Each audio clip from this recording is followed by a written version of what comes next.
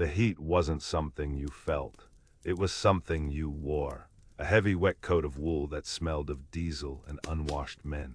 Or maybe that's just how I remember it now, sitting in this drafty room with the radiator clanking. Back then, inside the belly of the Type 97, the heat had a texture. It was gritty. It tasted of iron filings and the sour breath of fear. We were rolling through the outskirts of Manila. At least I think it was the outskirts. The maps said one thing. The ruins said another. My memory is a cracked lens these days, fractured by time and the medication the doctors give me for the tremors. But I remember the vibration. God, that vibration. The Kaiha didn't glide. It clawed. The Mitsubishi diesel engine behind us roared like a captured beast, shaking the rivets until my teeth ached. It was a rhythm I knew better than my own heartbeat in those days, the mechanical pulse of the Empire's fist. I was 29, but I felt 50. In Tokyo, before the uniform. Before the world went mad, I walked a beat in Asakusa. I knew the rhythm of a city at peace. The clip-clop of geta on pavement, the hiss of steam from a noodle cart, the orderly flow of citizens who knew their place. Here, the rhythm was broken. Manila was a crime scene on a massive scale. Chaos, disorder. It offended me more than it frightened me. Commander Engine Temp is rising. Sato, the driver, shouted over the intercom. Or maybe he just yelled it through the bulkhead. The intercoms rarely worked. Maintain speed, I replied. My voice sounded tinny. Thorin, keep the interval. I was glued to the periscope. It was a piece of junk. The optics were fine, I suppose, but the mounting bracket was loose. Every time the tread slammed over a chunk of concrete or a crater, the view would shudder and tilt to the left. I had to jam my thumb against the casing, applying constant pressure just to keep the horizon straight. It was a small thing, a micro-tragedy, but to a man who spent his life ensuring lines were straight and laws were followed, it was torture. That wobbly view was a constant reminder that our machine, our army, our whole world was starting to rattle apart. I wiped sweat from my eyes. The salt stung through the glass. The street was a tunnel of gray and brown. Buildings with their faces sheared off, exposing the intimate, domestic guts of people's lives. A bed frame hanging precariously from a second floor. A shattered mirror. It looked like a typhoon had hit. But typhoons are natural. This was man-made entropy. We were the third tank in the column. The lead tank, commanded by Lieutenant Ito, was kicking up a cloud of dust that coated my periscope lens. I hated him for that. Not for the war, or the danger, but for the dust. It was sloppy driving. Keep right, I muttered, thumb aching against the metal. Watch the sightlines. My eyes scanned the terrain. This was my gift, they said. The photographic memory. In police work, it meant I could look at a crowd and tell you who didn't belong. The pickpocket with the shifting eyes. The drunk trying too hard to walk straight. I cataloged details. A torn poster. A pile of bricks. A shadow that didn't match the sun. And then I saw it. It wasn't a weapon. It wasn't a muzzle flash. It was a bicycle. It was leaning against a low stucco wall about 50 meters ahead. On the left side of the street, a civilian model. Black frame, chrome handlebars. It looked pristine in a street where every other inch was covered in pulverized masonry and ash. This bicycle was clean. No dust on the seat. No rubble blocking the wheels. My brain, trained on the orderly streets of Tokyo, threw up a red flag. Why is it there? Who parked it? If this were Asakusa, it would mean a delivery boy had just run inside. But here, in a combat zone where civilians had fled weeks ago, it was a marker. It was too perfect. It was a prop in a play, placed by a stagehand who didn't understand the set design. It was bait. It drew the eye, distracted you from the dark window directly above it. The lead tank was rumbling past it. Ito didn't see it. He saw a bicycle and dismissed it as debris. I saw a discrepancy in the pattern. Halt, I screamed. Sato didn't argue. He slammed the brakes. The tracks locked. The Kaiha skidded, the steel tread screeching against the cobblestones like a banshee. We lurched forward, my helmet banging against the periscope housing. Commander, the gunner Yamamoto, sounded panicked. "Why are we silent?" I hissed. I watched the lead tank. It was still moving, trundling confidently past the bicycle. The distance between us opened up. 10 meters, 20. The world seemed to hold its breath. The roar of Ito's engine grew distant as he pulled away. I felt foolish. Maybe I was just an old cop seeing ghosts. Maybe it was just a bike. Then the air turned to liquid. The tank ahead didn't just explode.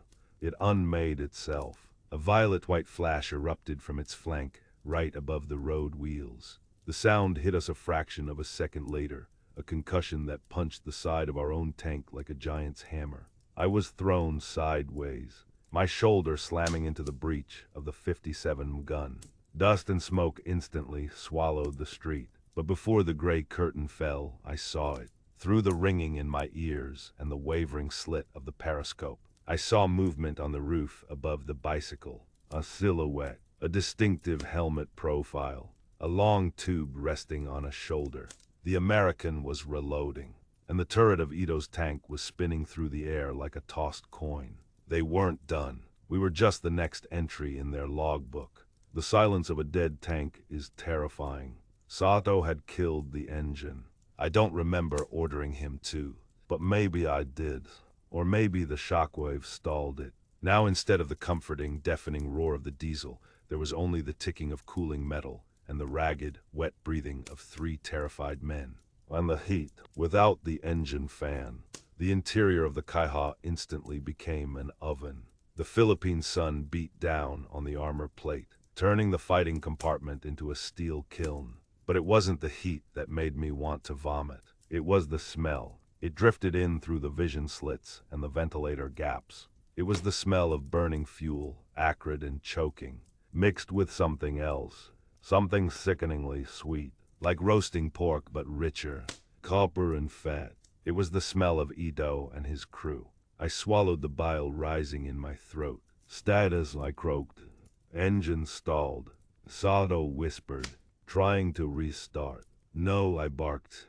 "Leave it. They'll hear it." The radio was screaming, a cacophony of static and garbled voices. Someone was crying for a medic. Someone else was shouting coordinates that made no sense. It sounded like a riot dispatch channel on a Friday night. Overwhelmed and useless, I reached up and ripped the headset off, letting it dangle. The cord twisted like a hanged man. Command couldn't help us. The dispatchers were blind. I was the senior officer on the scene now. I pressed my face back to the periscope. The glass was cracked now, a spiderweb fracture in the corner, but I could still see. The smoke from Ito's burning coffin was drifting right, clearing the street. The American with the bazooka was gone, but he wasn't the only one. I scanned the buildings. To the untrained eye, they were just ruins. To me, they were a grid of potential hides. I broke the street down into sectors, just like I used to break down a suspect's apartment during a raid. I saw a flash of movement in Sector 2, a helmet bobbing behind a wall. Then another lower down, near the sewer grate. They weren't shooting. Why weren't they shooting? I watched. A third figure darted across an alleyway, moving parallel to us. They were moving with purpose. They weren't attacking head-on. They were overlapping. One element pinned us with the threat of the bazooka, while the others moved up the sides. It was a pincer movement. In police terms, it was a containment cordon. You don't rush a suspect who is barricaded. You seal off the exits, you move into his blind spots, and you squeeze. They were hurting us. If we reversed, we'd hit the column behind us, creating a traffic jam they could pound with mortars. If we stayed here, the bazooka team would reposition and finish us. If we went forward, well, Ito showed us what happened when you went forward. They're flanking, I said, more to myself than the crew. Standard containment. What do we do? Sir Yamamoto asked. He was clutching a shell casing so hard, his knuckles were white. Do we shoot? Shoot at what? I snapped. Shadows. I looked at the street again. The bicycle was gone, buried under debris. The trap was sprung, but every trap has a flaw. Every cordon has a weak point. I closed my eyes for a second, visualizing the street as I had seen it on the map this morning. The grid, the layout. We were on Cal Real. To our left, the buildings were dense, stone foundations. 2-story. That was where the bazooka came from. To our right, I opened my eyes and slewed the periscope right. To our right was a row of single-story shops. Wooden structures with stucco facades. Flimsy. Behind them, if my memory of the map was right, and it was always right, was a narrow service alley that ran parallel to the main road. It bypassed the intersection where the Americans had set their kill zone. The enemy expected us to be soldiers. They expected us to charge or retreat. They didn't expect us to be burglars. Sado, I said, my voice dropping an octave, becoming the cold, hard tone I used when arresting a violent drunk. Start the engine. Sir, you said start it, rev it high. The engine coughed, then roared to life. The tank shuddered. The noise would give away our position, but it didn't matter anymore. We were leaving the script. Driver hard right, I ordered.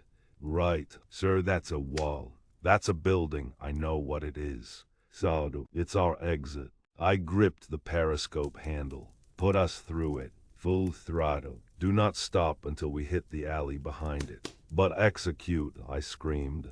The tank lurched as Sato slammed the gears. The tracks bit into the asphalt, pivoting the 20-ton beast. We weren't facing the enemy anymore. We were facing a terrified-looking haberdashery shop with a faded awning. It looked solid. It looked like a wall. But to me, it looked like a door that just hadn't been opened yet. Banzai Yamamoto whispered, terrified. No, I muttered, bracing myself against the steel. Just braking and entering. The Kaiha surged forward. The engine screamed as we mounted the curb. The wall loomed up, filling the vision slit. An expanse of white plaster and wood. We hit it. The world exploded in a shower of dust, timber, and darkness. The sound was deafening, the shriek of tearing wood and crumbling masonry drowning out the engine. We were blind, tumbling into the unknown guts of the building, plowing through the architecture of a city we were supposed to own. The light vanished, replaced by a choking cloud of plaster, and for a moment, we were falling. Chapter 3, the world ended not with a bang, but with the groan of tortured timber. We came to a halt at a violent, tilted angle. The tank was dead.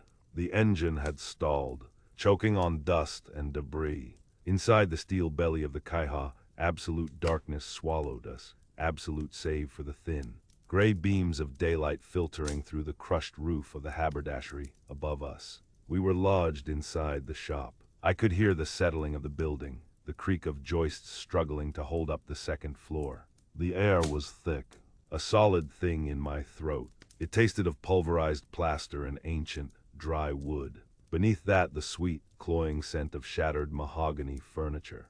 And then, a new smell, sharp, chemical. My stomach turned over. Sir, Ito's voice was a jagged whisper from the gunner's seat. Sir, I can't see. Quiet, I hissed. It's tight, Ito gasped. He was hyperventilating. I could hear the frantic suck and wheeze of his breath. The walls are crushing in. I can feel them. Panic is a pathogen. In the close confines of a tank, it spreads faster than fire. Ito was a veteran, a man who had shelled American positions without blinking, but the darkness and the crushing weight of the building were breaking him. He was clawing at his collar. Ito, I said. I didn't shout. I used the voice I used in the interrogation room back in Tokyo. Low, flat, absolute. Look at me. He couldn't see me, but the command arrested him. Breathe through your nose. Hold it. Exhale. In the silence that followed Ito's ragged exhale, I heard them. Where the hell did it go? An American voice. Close. Just on the other side of the wall we had breached. I don't know, Sarge. It turned and poof.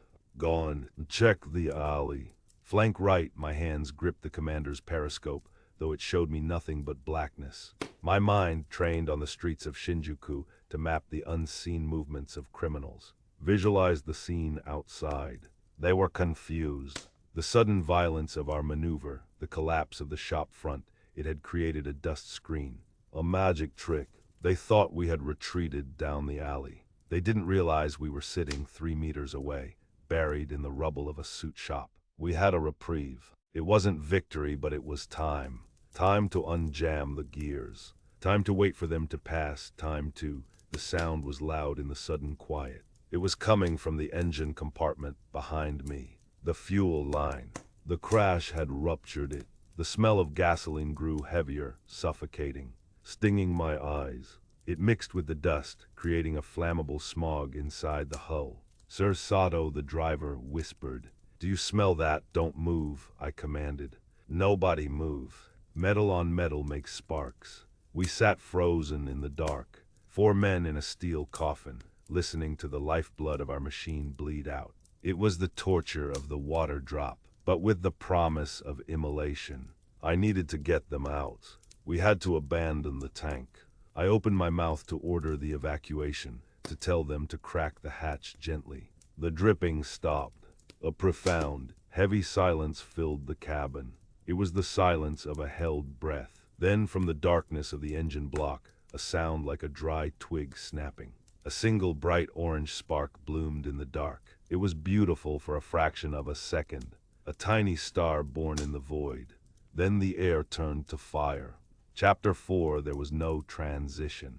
One moment darkness, the next a blinding white-hot roar. There was physical, a hammer blow of pressure that popped my ears. The interior of the Kaiha instantly transformed into a blast furnace. The gasoline fumes didn't just burn. They detonated, filling every cubic inch of empty space with flame. I couldn't breathe. The air was gone, replaced by searing heat that sucked the moisture from my eyes and scorched the lining of my throat. "Out! Get out!" I screamed, but I couldn't hear my own voice over the roar of the fire. I scrambled for the commander's cupola, the main hatch above my head. I shoved the lever, pushing up with all the strength in my legs. It didn't budge. The debris from the building had collapsed onto the turret. Tons of timber and masonry pinned the hatch shut. The steel handle was already glowing red hot, blistering my palm through my glove. We were sealed in. A scream cut through the roar, high-pitched, primal. It was Ito. The fire had caught his uniform. Fear, the kind I had dreaded my entire life. The kind that wakes you up sweating in the night. Washed over me. It hit me then, cutting through the gasoline. The smell of burning oil, melting rubber, and the sickeningly sweet scent of cooking meat. I looked down into the fighting compartment. It was a vision of hell. The flames swirled in a vortex, licking at the ammunition racks. Sato was slumped over the controls, unmoving. But Yamamoto, the young loader, was thrashing, trying to claw his way through the armor plate. My discipline, my loyalty to the Emperor, my hatred of the enemy, it all evaporated. The heat burned away the soldier. All that was left was the man and the sudden, crystal clear realization that these were my charges. Not assets of the state, just men, boys. I dropped down from the commander's seat, shielding my face with my arm. The heat was a physical weight, pressing me down. The pistol port, I choked out. The rear pistol port.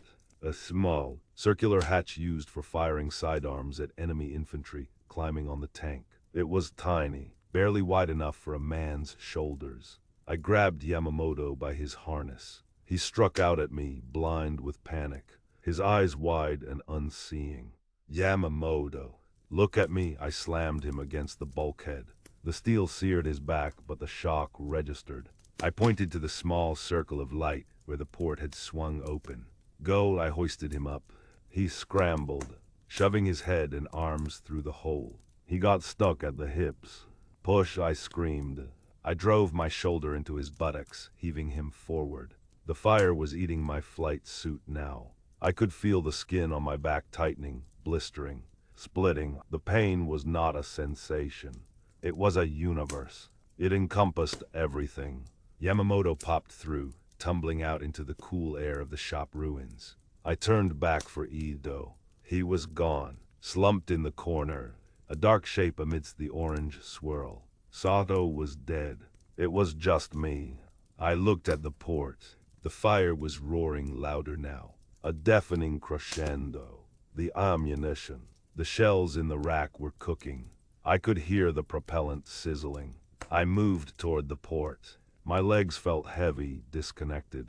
I reached for the opening, the jagged circle of daylight that promised life. My hand brushed the cool metal of the rim. The first shell cooked off. The explosion slammed me against the opposite wall. The world fractured. I didn't feel the impact. I didn't feel the fire anymore. I looked up. The interior of the tank was no longer metal and fire. It was just light, pure, white, cleansing light. It washed over me, erasing the pain, erasing the fear, erasing the war. I closed my eyes, and then there was only blackness. I woke up 3 days later in an American field hospital. They told me the blast had blown the rear armor plate off, throwing me clear into the rubble. They told me I was lucky. Lucky. I sit here now, 40 years later, in a quiet room in Tokyo. I went back to the police force after the surrender. I spent 30 years walking the beat, then sitting behind a desk. I was good at it. I solved crimes because I never forgot a detail. I have a photographic memory, they say.